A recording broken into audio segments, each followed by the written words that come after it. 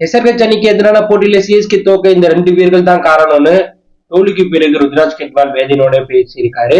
வெற்றிக்கு பிறகு கெத்தா பேசியிருக்காரு Pat Cummins. Man of the match award வாங்கின அபிஷேக் சர்மா யுவராஜ் சிங்க்கு நன்றி சொல்லியிருக்காரு. இதை பத்தி தான் இந்த வீடியோல டீட்டெயிலா பார்க்க போறோம். நடந்து முடிஞ்ச சிஎஸ்கே விசஸ் எஸ்ஆர்ஹெச் மேட்ச்ல முதல்ல பேட்டிங் ஆடிய சிஎஸ்கே 21 முடிவில் 5 விக்கெட்ல பெருக்கு 165 ரன் அடிச்சாங்க. பின்னர் கிளம்பிறங்க எஸ்ஆர்ஹெச் அணி 18.1 முடிவுல 4 விக்கெட்ல பெருக்கு 166 ரன் அடிச்சு ஈஸியா ஜெயிச்சாங்க.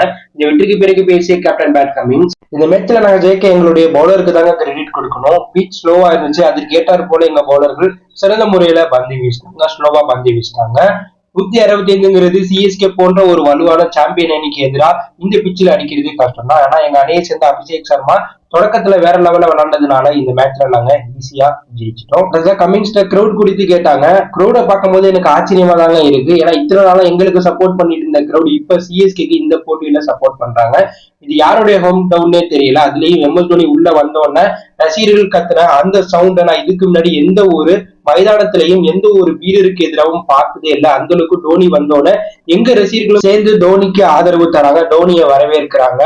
இந்த அளவுக்கான சத்தம், இந்த அளவுக்கான ஆதரவை நான் வேற எங்கேயுமே பார்த்ததே கிடையாது, கேட்டதே கிடையாதுன்னு பேட் கமின்ஸ் வெற்றிக்கு பிறகு பேசியிருக்காரு. அடுத்ததான் இந்த மேட்ச்ல வெறும் 12 பாலுக்கு 37 அடிச்சு கேம் சேஞ்சரா மாறி man of the match award வாங்கின அபிஷேக் சர்மா வெற்றிக்கு பிறகு பேசினாரு. அதுல அவர் என்ன சொன்னார்னா, இந்த பிச் ஸ்லோ பிச்சா இருந்ததுனால பவர் பிளேல அதிரடியா விளையாடணும் அப்படிங்கறத எங்களுடைய நோக்கமா இருந்துச்சு. அதனாலதான் நான் அட்டாக்கிங் பேட்டிங்கா விளையாண்டேன். நான் தொடக்கத்திலேயே அவுட் ஆகுன்னு நினைச்சு கூட பார்க்கல. போட்டி இதுவரை எடுத்துட்டு போக தான் ட்ரை பண்ணலான்னு இருந்தேன். ஆனா எதிரணி பவுலர்கள் அதுக்கப்புறம் கம்பாக்கை சூப்பரா பந்து வீசினாங்க. சிஎஸ்கேக்கு எதிராக இப்படி விளையாடுறது எனக்கு ரொம்பவே பெருமையா இருக்கு, மகிழ்ச்சியா இருக்கு. நான் இந்த சீசன்ல சிறப்பா விளையாட காரணமா அமைஞ்ச என்னுடைய ஃபேமிலி, யுவராஜ் சிங், பிரெயின், லாராக்கு நன்றணும். இதே போல இந்த சீசனை முடிக்கணும்னு நான் நினைக்கிறேன்னு man of the match award வாங்கினதுக்கு பிறகு அபிஷேக் சர்மா பேசியிருக்காரு. அடுத்ததான் தோல்விக்கு பிறகு பேசிய சிஎஸ்கே கேப்டன் ருத்ராஜ் கெட்வால், இந்த பிச் நாங்க பேட்டிங்கு சாதகமா இருக்குன்னு நினைக்கல. ஏன்னா பிச்சை பார்க்கும்போது பிளாக் சாயலா இருந்துச்சு. இதனால பிச் தொய்வா இருக்கும், ஸ்லோவா இருக்குன்னு தான் நினைச்சோம். கருப்பு மண் இருந்ததுனால எதிர்பார்த்த போலவே பிச் தொய்வா தான் இருந்துச்சு. இந்த மேட்ச்ல ஹைதராபாத் வீரர்கள் கடைசி 10 ஓவர் சிறந்த முறையில பந்து வீசினாங்க. நாங்க முதல் 10 ஓவர்ல 80 ரன் அடிச்சோம். ஆனா கடைசி 10 ஓவர்ல நாங்க நினைச்ச ஸ்கோரை எங்களாட்டி அடிக்க முடியல. அதற்கு ஹைதராபாத் பவுலர்களுடைய சிறந்த பந்து வீச்சு தான் காரணம். நாங்க இந்த மேட்ச்ல 165 ரன் அடிச்சாலும் பவர் பிளேல நாங்க ஒழுங்கா பந்து வீசல. பவர் பிளேல ஒரே ஓவர்ல 25 ரன்களை நாங்க வாரி கொடுத்தது.